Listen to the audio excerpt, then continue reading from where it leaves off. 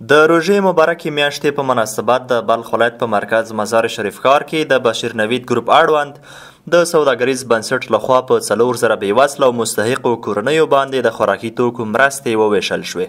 د یاد بنسټ مسؤلین وایي چې د دغه 4000 اړمنو کورنیو له ډلې څخه شاوخوا 2500 کسان د بلخ پوهنې ریاست اړمن استادان دي چې مرستې ورسره وشوې.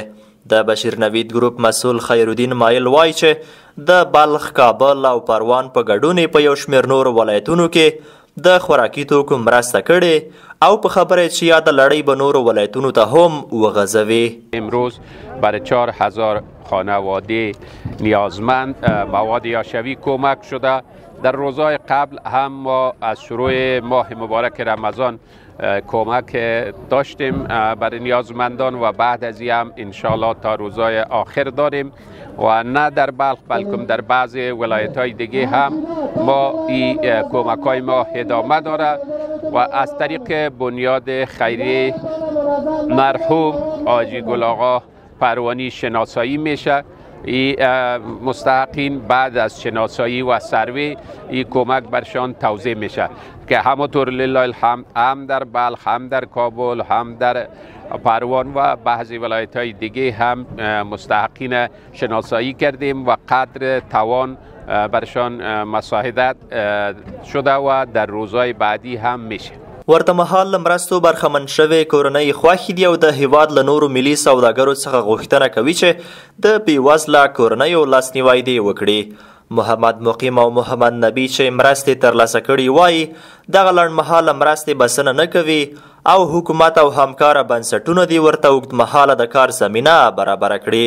تشکر از شرکت بشیر نوید، از تجارای محترم، کسانی که ما را در این وقت زمان در تو شرایط خراب، تو شرایط بدبختی، بیکاری، بیروزگاری یک جان سپاس تشکری میکنیم از این تجارای محترم که ما را در این ماه مبارک رمضان هم دردی کردن و ما همدلی کردن و ما کمک رساندن. یک جان سپاس تشکری میکنیم از پیشان.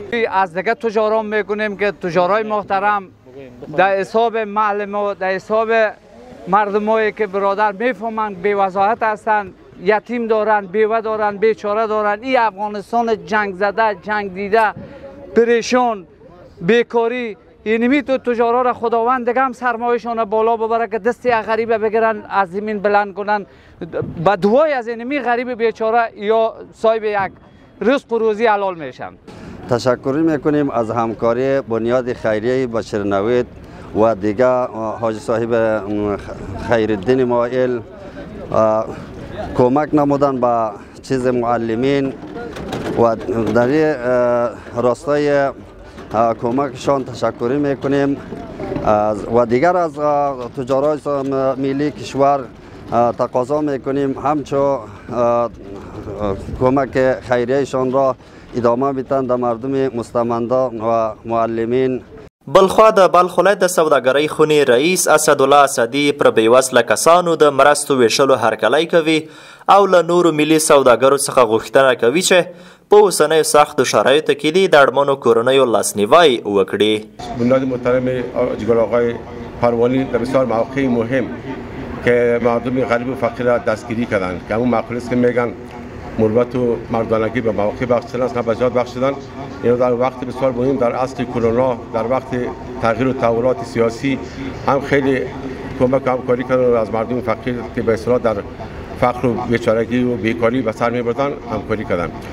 و نمایندگی جامعه تجاری ولایت بلخ از اقدام خیرخواهی محترم آقای مایل تشکری میکنم و سایر تاجران که از امورات خیره و امورات ثواب باخبرند از اونها تقاضا میکنیم که در این موارد سهم فعال داشته باشند.